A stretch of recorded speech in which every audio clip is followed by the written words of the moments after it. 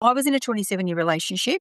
Over time, it just became verbally, emotionally, and physically toxic. It takes you a long time to actually name and be honest with yourself around what's actually happening. What happened then was that somebody was put in front of me who was going to be the person who would cause me to shift. Her name's Tracy Dimmick, and she is a psychic medium.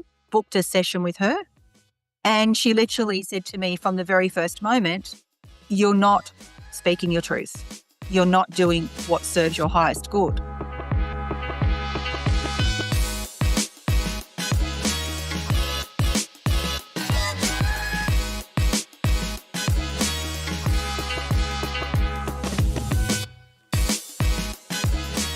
Welcome to the Awaken Magazine podcast, where we feature influential conscious leaders who share the real stories behind their spiritual journeys and how they're helping others awaken to love. I'm your host, David Trotter, and today I'm so excited to share with you a conversation with Michelle Wollaston. She says I have an accent. I'm not so sure about that. I think it might be the other way around, but I'll leave that up to you. I love the way she sounds. She is a consciousness and transformation coach as well as an author, and she helps women in the midst of life who feel like they have disappeared find their voice, their strength, and their identity. So if that's you, if you are kind of feeling in the midlife range and feeling like, man, I feel like I've just disappeared in the midst of all the other responsibilities, I'm going to tell you this conversation is for you. Now, Michelle shares with us a bit about her childhood, which is very unique. She grew up around spiritual healing and consciousness in her own family, and that shaped her intuitive gifts from a very early age. She also shares with us how she went through a long-term toxic relationship and how it took her over a decade in order to get out of it. And I think that you will find that to be a very compelling conversation about how it's just difficult when we're in the midst of something where we're stuck. She also shares with us some clues about how to recognize if we have disappeared in our own life. And then, once we recognize that, how to come home to ourselves. Now, if you are longing for spiritual conversation that goes beyond the surface, you are in the right place. And I would ask you, encourage you, invite you to subscribe to the Awaken Magazine podcast on YouTube, Spotify, Apple Podcasts. These are all places where you can find both the video and audio formats of our conversations. And also, I would encourage you to share this episode with a friend who is wanting to awaken at a deeper level.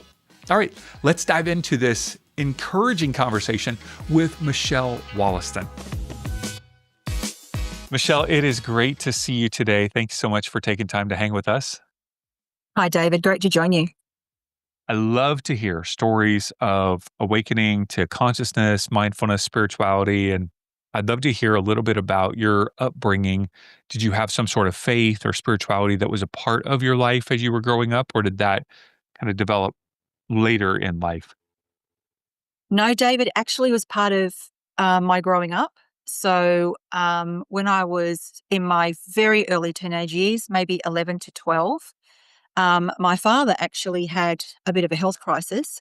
So I don't really think of it as an awakening because it's always been there. And through that crisis, he was then looking at alternative methods to get well.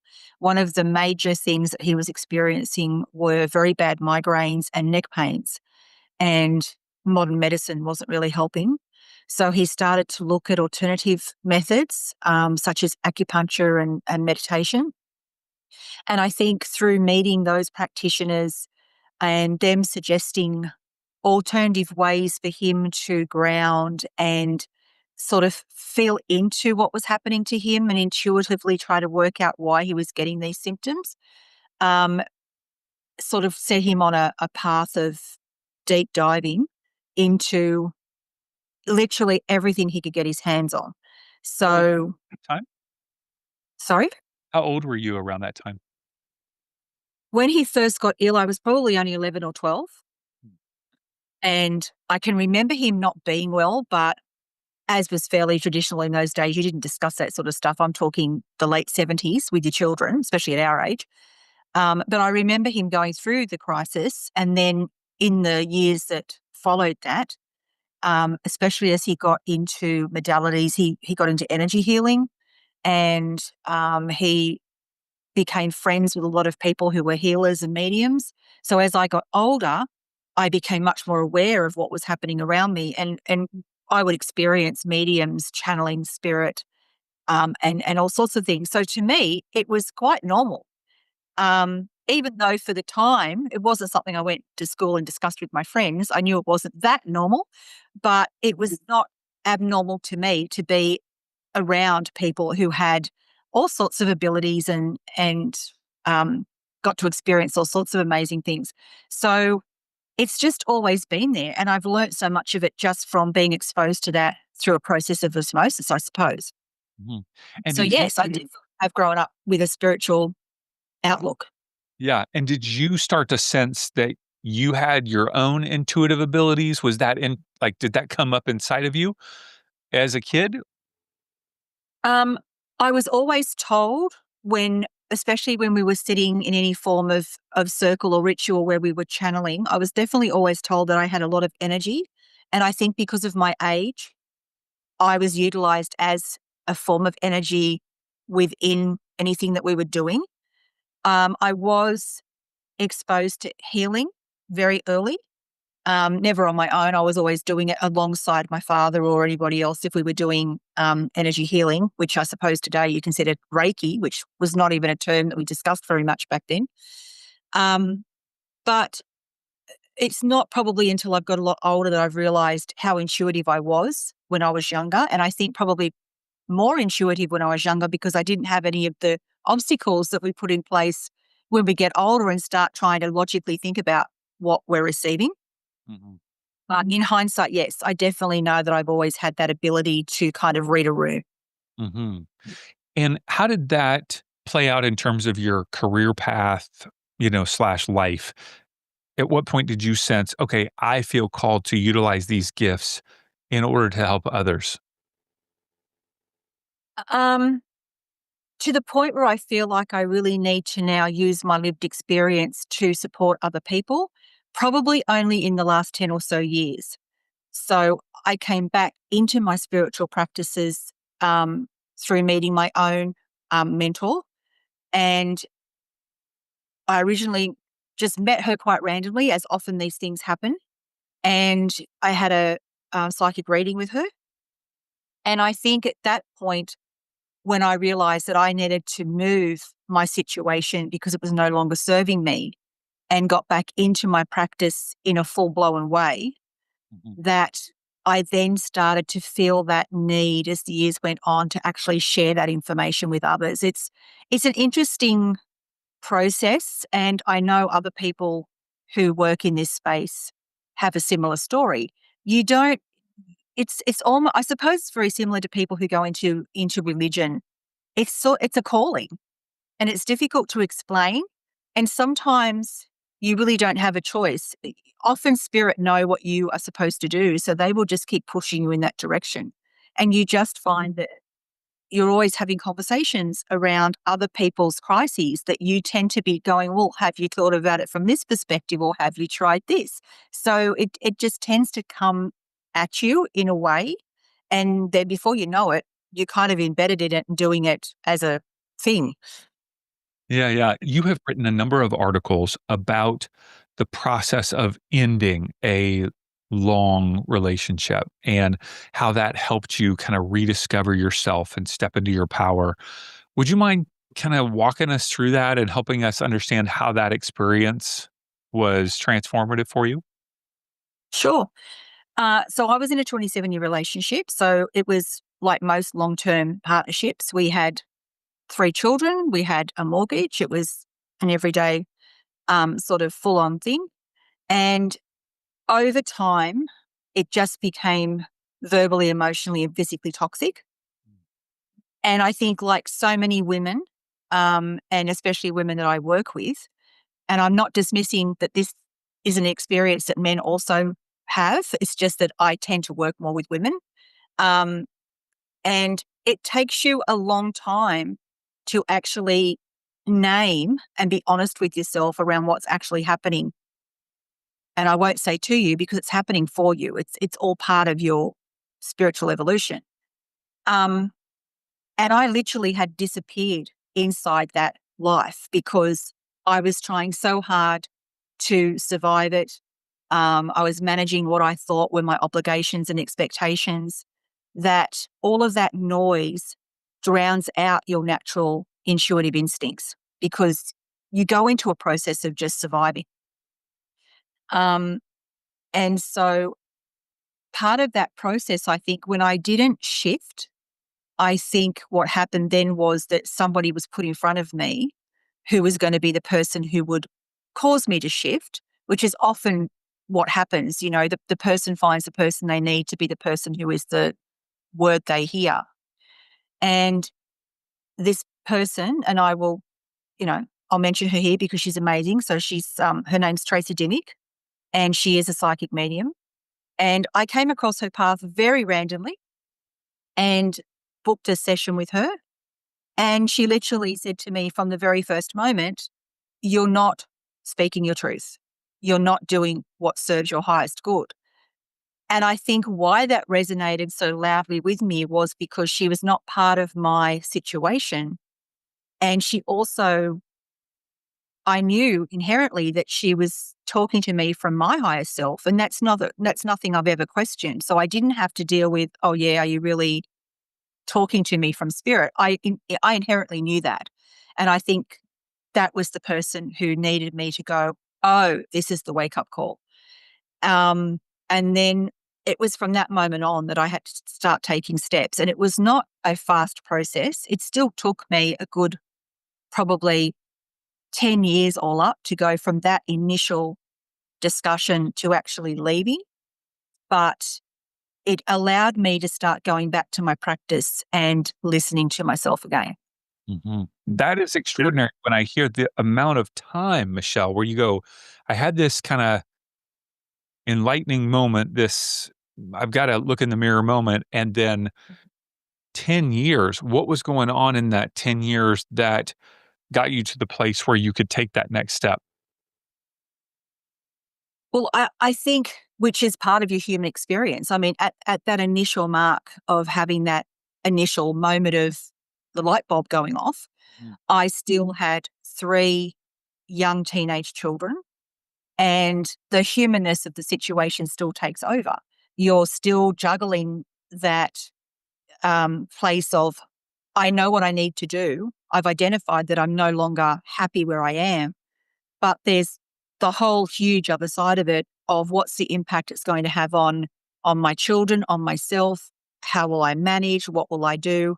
And you do play that back and forth game quite a long time. I mean, I would say that if there's any midlife women listening to this at the moment, they'll be going, yeah, and so often people later will say, well, why didn't you just leave? And it's like, because it's just not that easy. Logistically, it's not easy. There's a lot involved, and I can understand that unless you're at a point where you actually feel that your safety is at risk, that it can be quite a long time to come to. So I think while you're juggling all of that, you're just waiting for that right time. And for me, it was at a point where I knew I had to go, but I was also at a point where my children were then of an age where they'd all had left school. And I felt more comfortable that they were going to be able to emotionally support themselves from a young adult perspective rather than a young child perspective. Um, and I had also worked very, very hard in the 12 months leading up to me going with my mentor to manifest my next step. And so I had the dream job land in my lap, which enabled me to financially make that key decision of, okay, I can go. Because I did just go with nothing. I didn't take anything. I just was like, the first thing I need to do is leave. So I think that's why it took me such a long time. And it also took me a long time to actually come back into my practice in a way that I could actually start to see the intuitive messages coming in, and I could feel the alignment regulating to a point where I could control the frequency of myself so that I didn't keep dipping in and out of that sort of wave of emotions and all of that sort of stuff that comes along with it. Mhm. I'm just taking in, your wisdom and your experience because, I can imagine just the amount of time, the questions that arise in my head are like, oh my gosh, what was going on with your husband? How is your relationship happening? Is it just dead the entire time? Is it just emotionless, while you're trying to make these plans and step into your own? Is it abusive? I mean, just all of these things that we don't necessarily need to go into. It's just I feel the magnitude of that process that you went through and the amount of um, internal fortitude and resilience and courage to kind of like take that next step that you're feeling called to. I just want to like recognize that within you and how much, like you said, the struggle between the kids, but I'm having like this not a good relationship and I want to like take my next step. What would you say to women or men who are feeling stuck and maybe they go, "Hey, this just is not working for me. I've tried again, I've tried different ways." What would you say to them in this moment?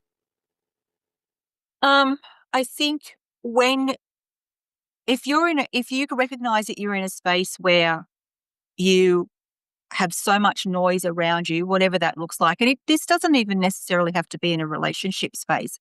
I talk a lot around the fact that we have a comfort meter, and that is our intuition starting off whispering at us and eventually smacking us so hard with a 2x4 that the whole point is that it's meant to move you. And I think a lot of people have to first of all admit to themselves that they're in the situation in the first place, and that the reason that they have a relationship that they don't feel satisfied, happy, safe in, or it could be a workplace, it could be a friendship. There are a lot of different contexts Yeah. around that discomfort that you feel. A relationship clearly is the one that rocks you the most because it's the foundation of everything that you are. But you can be in a perfectly wonderful relationship and family dynamic, but you could be in a really bad workplace dynamic and be experiencing the same emotional turmoil. Um, so I think, first of all, it's a matter of identifying what's going on. And then once you have the capacity to go, this is not serving me anymore, to be able to shut some of that noise out so you can start hearing the intuitive messages that you're getting. And they come in lots of different ways. You'll have those messages come to you physically. So you will feel lethargic, ill, unmotivated, um, sleep, not being able to sleep. Like there's lots of physical things that occur to you when you're not balanced. Then you actually have all of those emotional signals. So, why am I crying all the time? Why do I always feel sad? There's all of that part of it. And that doesn't necessarily mean that you're a manic depressive. It just means that emotionally, your body's trying to get you to understand that this is not normal. You shouldn't feel like this day to day. And then you have all of the external noise that comes at you, which is if it's a relationship, it could be the other person, because all of the other people who are in our space are also living their own human experience and they're learning their lesson. So we're projecting off each other all the time. And that's all external to us. So you're dealing with the other person. So if it's a workplace, it could be a toxic boss or a toxic workmate, or it could be a complete toxic culture. So you have the external environmental chaos that goes into that. So when you add all of those different discomfort zones together, that's a lot of noise. And then once you kind of can identify, well, this is not serving me, I need to move, it's about putting boundaries in place. And you just have to start with one small boundary and one small piece of truth that you speak to yourself, because once you take that first step, it's very empowering. What are some examples of speaking that truth to yourself? What are some examples of that? I think the first truth that you would speak to yourself would be to actually admit, I'm at a point where I need to move. and this is not going to serve me. And the reason I'm not moving is fear. It's always fear. It's fear of, as I suggested, what am I going to do around my children? What am I going to do to financially support myself? That's all fear. Because at the end of the day, when you look back on it, everything worked out fine. Everyone's happy, and I'm financially capable to support myself. In a workplace situation, it could be I'm fearful of leaving my job. What if I don't get another one? Your ego will always talk louder than your intuition because it's there to make you think about this. So it's that sort of truth that you need to speak. And you can't always speak that while you've got all the noise around you feeding the fear. So you've just got to speak that one thing to yourself that lets you just go, no, I'm drawing a line in the sand. Mm-hmm. So now you have stepped into a new season of life, and I could be, I don't want to, maybe I get this wrong, but did I read an article where you wrote about taking a trip on your own, like a vacation on your own for the first time? Did I read that article from No, you? I wasn't on my own, but I wasn't with my family. So what I had done, it was in the year before I separated, and my cousin actually had said to me about 18 months beforehand, I want to go to Hawaii. Do you want to come? And that didn't go down very well at home. So it kind of just kept getting put on the back burner. And then I just said, yes, okay, we'll go. And I would not have ordinarily ever done that. I would never have gone away without my family. We always went away together. It was not something I ever would have done, or it would not have been acceptable for me to have just packed off myself and said, I'm going away for 2 weeks. You're all on your own. But by this stage, my youngest was 15 or 16, and I just did. And I packed my bags and I took myself off to Hawaii for 10 days. And that was sort of at the very last moments. That was 2018. So the very last moments of me sort of saying, that's it. And then everything else started to fall into place from that point. And by the March of 2019, I'd actually left the home. And how did that trip feel? Like, did that feel exhilarating or did it feel nerve wracking, or how was that for you? No, it was fantastic. We had an amazing time.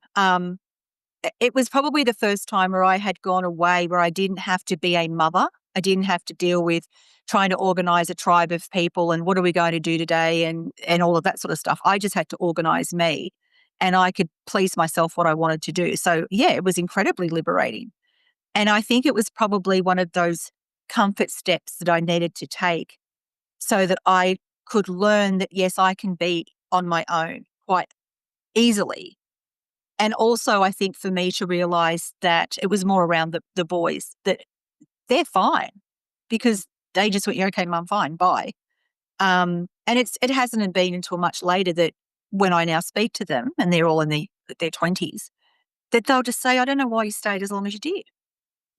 And that's another thing that I think, especially as mothers, we are so concerned about the emotional impact, and rightly so, that this sort of situation has on our children, that sometimes we forget that our children are not blind. And they are sort of kind of thinking as well, why are you putting up with this? And why are you letting this happen? And it's a very important lesson that we're teaching our children by staying. Is that actually the right thing to do? Or should you be teaching them that, no, you need to be respectful of yourself and self-empowering, and you do not allow anything like that to occur to you? So it becomes a very convoluted sort of emotional space that you're navigating because you're trying to teach them the right thing, but are you actually? Mhm.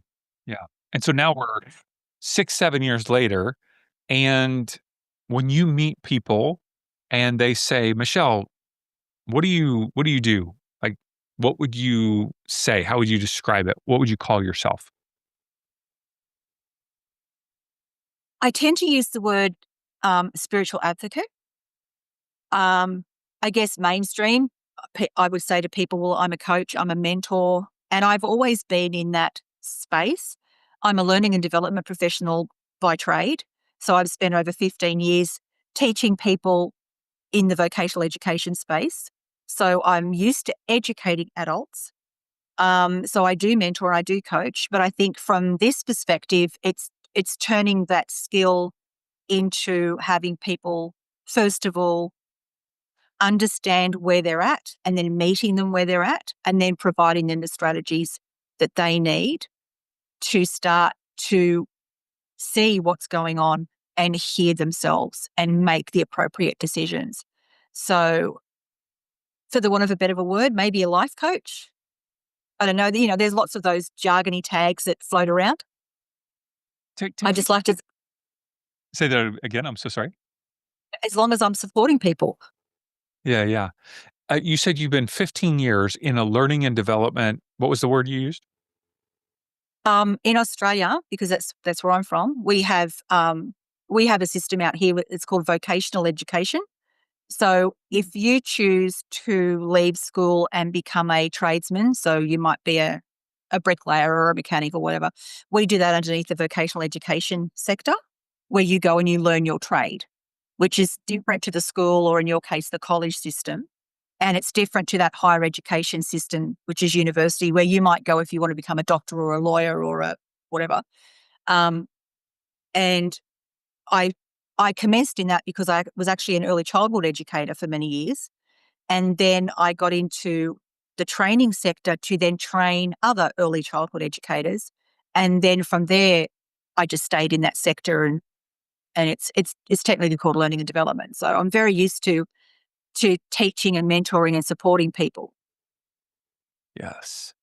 It's so wonderful having this conversation with you because, I talk to a lot of people, I interview a lot of people, and there is just a real sense of groundedness with you, Michelle. Like I sense this, like I know who I am, I feel confident, I'm helping people, you're incredibly articulate. I feel like a little bit of a no nonsense, like I'm going to tell you kind of what's going on here, right? But And I can be a bit like that. I'm on Yeah. your team. I'm on your side. Like I'm helping you move forward. Yeah, I can feel that within you. You have well, let me before we go into this resource that you've developed, I am curious about who are the primary people that you serve and what are the kind of the most common challenges that they're facing. Um, I think that you tend to always have people navigate towards you who you are most like in an experience perspective. So I've worked with a lot of different people and primarily I do work with women because my lived experience is that of a woman. And as I said before, I would never not work with a man, but I just don't think I'm best placed to serve them the way they need. But that would never mean that I wouldn't offer them support and strategies if they needed it. I mean, I have 3 boys, so I live that every day. Um, but primarily, I've noticed over the last 3 or 4 years that the people who tend to navigate towards me are women who are in that midlife space. And I know for me, as I got to 50, I sort of got to a point where I was like, I'm just not doing this anymore. I think you sort of have a little bit of a light bulb moment when you get to that sort of age. I'm sure for some people it could happen a little bit earlier, a little bit later, but there's sort of that midlife range of women. And I think it's when they're at a point where their children are not babies anymore, but they're sort of in that younger school to coming into teenage years. So they're now, not only are they mothers and partners, but they're probably gone back into the workforce. So they have that added issue as well that they're now trying to juggle work and family.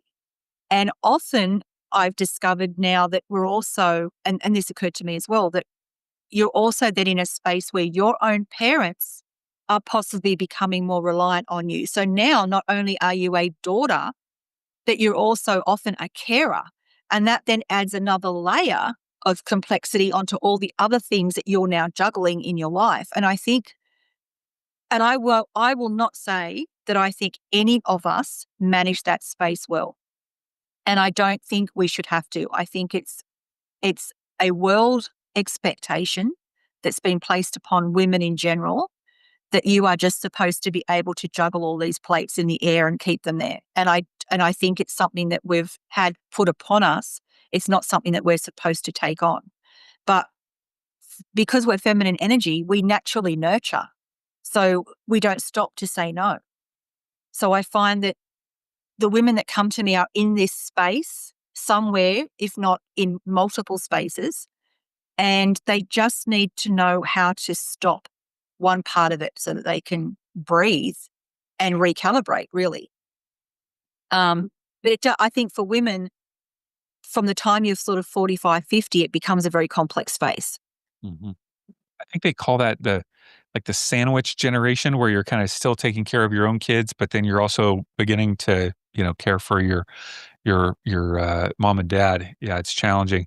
You have a resource on your website called Self Reconnection: Gentle Strategies for Women Who Feel Like They've Disappeared. You used that word disappeared earlier. You felt like you had disappeared in your relationship. Of course, we'll link to this resource in the show notes, but what are some possible signs that we are disappearing from our own lives? What would that look like? I think often you will feel emotionally very flat, um, exhausted. Often you're walking the door at the end of the day and it would just be like too much because you've walked into dinner and you've just left work and it's just a lot of that overwhelm that you feel emotionally that you just don't seem like you can get your head above water. Um, I think often you will feel a disconnect from your body. You may actually be feeling physical symptoms, so aches, pains, which naturally come with fatigue and lethargy. You get that run down sort of feeling in your body.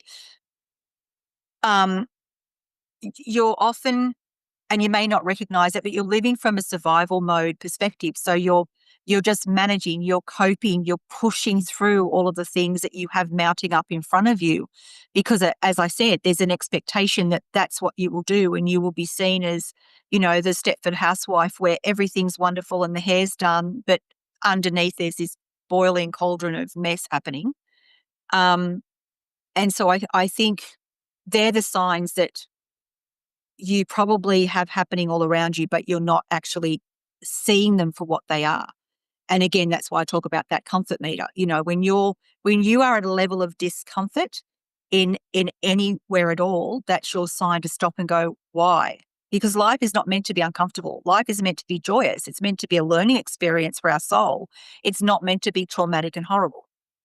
So um, I think that anything that's not comfortable is a time for you to stop and go, "Oh, what's wrong? This should not be like this." So, what would it feel like to reappear or reconnect to ourselves? What does that feel like? Almost like cast a vision for us for what that could be like if we feel like we've disappeared in this moment. I think you actually start to just feel balanced. I think you'll start to notice that you could be sleeping better. You're not feeling like you can't get out of bed in the morning, and you're not feeling like you need to fall into bed of a night. You may actually find that you're putting yourself first in small ways. So you're actually saying, no, I'm not going to do that load of washing. I'm going to go for a walk. Or no, I'm not going to cook dinner tonight. We're going to get takeaway. It, you suddenly get to a point where you will start to put yourself first. You'll set those boundaries. Um, you'll notice that a sort of ease returns. So as you work for yourself on yourself and you actually raise that vibrational frequency internally, things just will become easier. And some of the turmoil that you've been experiencing, which is the message that you needed to hear, starts to ease because universally you're hearing the message. So now the message can be um, sort of turned off a bit because you're starting to get it. So that's how energy works. So the idea is that, as you start to recognize what's not working, that falls away because you've learnt that. So you'll often hear the words grace and ease, and it's something my mentor taught me. She said, you're here to be living a life of grace and ease. And that is what happens. Things become easier. What does that And mean? What does it mean, grace and ease? I think it literally means that you are in a position where everything comes to you that you need. And I feel I'm in that position now. Like I don't ever have to try very hard to have the financial situation or the abundant situation that I need. I don't live in a space anymore where I really worry about, am I going to have enough money or am I going to have enough time? I'm abundant in many ways. I find that things will just work out for me, and I can work out very quickly if something is difficult and it only has to be difficult for a couple of weeks, then that's not for me. I need to put that down and try something different. So you become far more in tune with what should be working and what isn't working, which means you don't get to a messy space, because once you feel the mess happening, you know to put it away, it's not working, and to try something different. Um, How do you know the it- difference between well, I need to persevere, like I need to persevere through this challenging situation versus this is really not for me? How do you differentiate between the two? well, if you keep well, the thing is, it's that comfort thing. So the more you persevere within something that's not meant for you, the louder that noise becomes. So if you're in a workspace that has become toxic for some reason, and it simply just could be that this is actually not the job that is lighting you up, but for whatever reason you don't feel like you can move, you will start to find that you're taking a lot of sick leave. You don't want to go in the morning. You start to run late. You are not feeling moved to do the work. And then if that still isn't enough to move you, then you might find the next thing that happens is there's a person that you feel is bullying you or harassing you, or the job you're trying to finish just keeps falling over and you can't seem to get the project off the ground. So there will be all of these things that will happen the more you keep trying to push into the space where you're not meant to be. And that noise will eventually get so loud that you will be forced to pivot, because it could be that your health falls apart to the point where you physically can't be where you need to be. The universe has that way of, as I said, hitting you really hard if you're not moving. And I think most people will recognize that it's your health probably that suffers the first. That's the first thing that goes, will be your health. Anything from constantly getting coughs and colds to actually having chronic pain and breakdown. Mhm. Mm. So you work with people one on one, and I'm just curious about the different modalities that you draw upon, because I know that you're not just kind of quote unquote a life coach. You have different things that you're bringing to the table. What are those modalities and how do you integrate them in the work? A couple of years ago, I was drawn to learn astrology. I'm often drawn to learn things just because they interest me. And then I find later on down the track that they're actually really fantastic diagnostic tools. Um, I would say astrology is one of the most amazing diagnostic tools, and we don't understand that well enough. So the very first thing I do when I'm working with someone is ask for their birth data as much as they have got available. So ideally your day, date, time, and all the rest of it. And I will look at their natal chart. I will specifically look at their north and south node, because they are the nodes that will indicate to you the karma you've brought in this journey and where you're actually meant to be heading directionally. I'll look at the asteroid Chiron, because that's our wounded healer. So that says, what are the wounds that you're carrying into this life that you're trying to evolve out of? And then I'll also look at everybody's progressed moon. So one thing I found fascinating when I learned astrology was that we're all very familiar with the progressed moon across a 28-day month and the 8 cycles that it runs through. But that same cycle actually runs across our life every 29 and a half years. So if you go back to determine what moon phase a person was born under, so I was born under a new moon phase, and that new moon phase, depending at what point in the phase I was born, so if I was born at the very beginning of the new moon phase, for my first 3.5 years of life, I was in a new moon. And then for the next 3.5 years of life, I move into the first quarter moon. So between the ages of 0 and 29, 30 is your first moon phase of your life. And the energy in each of those phases is the same energy that you feel through the month as the moon phases through its energetic cycle.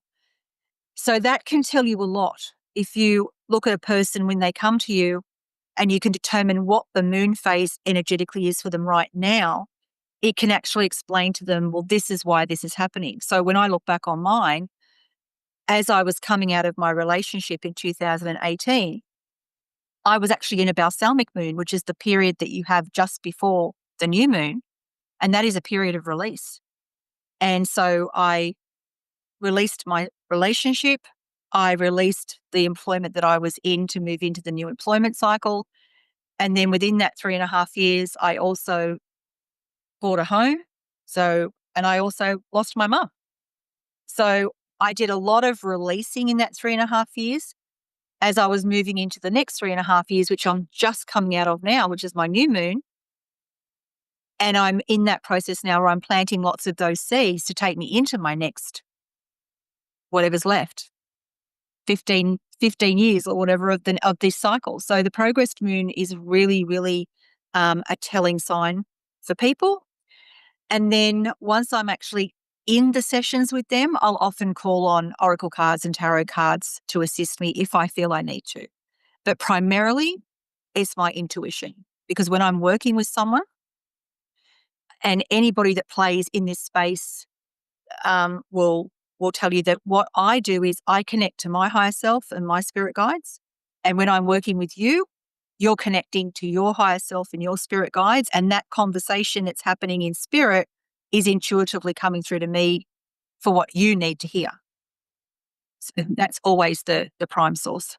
And often when we're finished, unless we've recorded it, I could not go back and tell you what I had just said. Probably should record them. Oh, well, I always say to them, if you want to record this, go right ahead because I won't remember. Yeah. So That's good. Tell us more about your book. It's entitled Embrace Spirituality and Enhance Your Human Experience, available on Amazon. Tell us a little bit more about that. So I decided I'd write my book. It was about 2020. I decided I'd write the book, and it was coming out of COVID, where we'd all been locked down and we're basically online 24/7 trying to, get some form of socialization happening. I was involved in a lot of courses and things just for my own interest. And I was really puzzled with the amount of people who were entering into spiritual type courses and teachings, but they weren't ready for it. They didn't have any of that foundational understanding that you need. Like I can't take someone and start talking to them about raising their vibration and their frequency when they have got no idea what those words even mean. You've got to take it back to those baby steps. And I just felt like there needs to be some sort of learner guide, like going back into what I do as a job. There needs to be a learning guide that teaches people what this is all about so that they can learn the foundational principles of spirituality and the laws of the universe and the hermetic principles and all that sort of stuff. So I decided to write that learner guide. So this book basically starts at the beginning and takes you through what all of the concepts and jargon means. And I developed it in a way where it is also a journaling tool. So as you move through each of the chapters, it actually then gives you activities to make you stop and go, okay, so you've now read this. Think about what that means to you and write down what it feels or what you're getting or what is your current situation. So ideally, by the time they've got to the end of it, they understand better the concepts that those of us in this space all talk about. And then also maybe come to some sort of personal realization around why certain things trigger them or why, they're getting this comfort meter thing happening. And it sort of just allows them to have those baby steps so they can make really informed decisions when they now start moving forward into, I need to go and see a psychic medium. How do I know it's a good one? Or I want to go and practice astrology. Or I need to go and learn tarot. It just allows you to have that foundational understanding before you go off into the deeper dive of what's out there. And there is so much out there. Mm-hmm. Wonderful. Michelle, you work with people not just in Australia, but I would assume you're available to work with people around the globe, correct? Good. And where can people connect with you and work with you?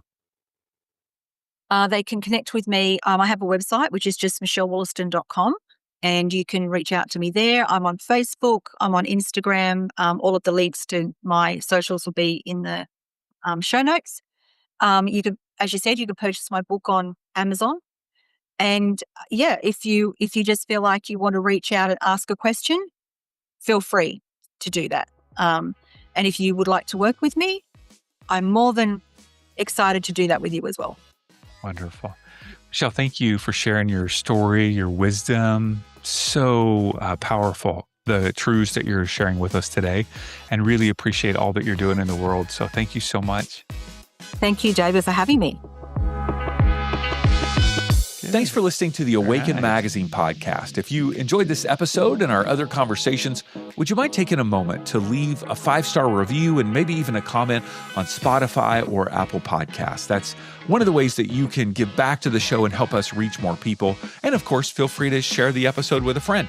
And if you're not already on our email list, we send out an inspiring email every Monday morning full of articles and interviews. Just head on over to awakenedmagazine.com and click subscribe and join for free. Our hope is that all the resources we share will help our world continue awakening to love.